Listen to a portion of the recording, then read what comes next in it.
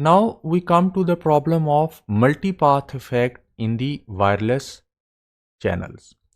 Now in the case of wireless channels, for example, consider this example. Here we have a transmitter and here we have a receiver.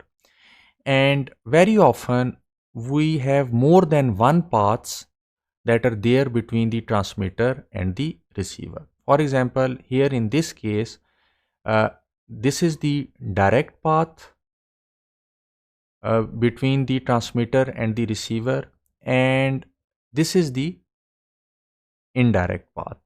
In this case, the signal would be reflected from the building and then it would be received by the receiver. And here we have another path in which the signal would be reflected from this building and then it would be received by the receiver.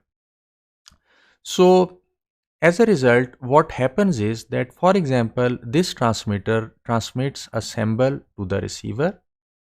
This is the symbol that is transmitted by the transmitter. It would reach the receiver by the direct path, but also we would get echoes of this symbol. For example, this symbol would also be reflected from this building and it would reach the receiver, but with a certain time delay. And another echo of this symbol would be received by the receiver after being reflected by this building. So we have the actual symbol that is being received from the direct path and we have its two copies.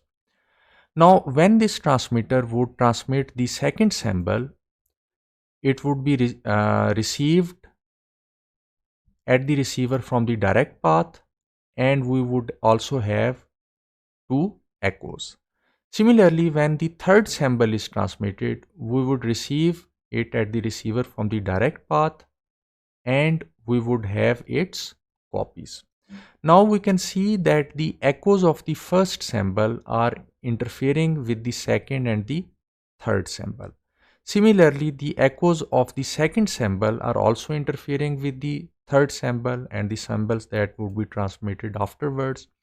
So as a result, there is a inter-symbol interference, and as a result of this inter-symbol interference, there would be frequency distortion in the signal.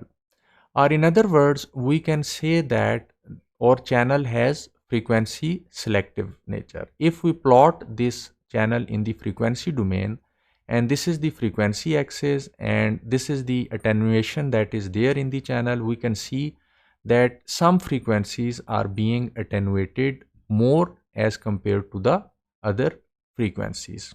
So as a result of this frequency selectivity, which is caused by the inter-symbol interference, there would be distortion in the signal that is being received at the receiver.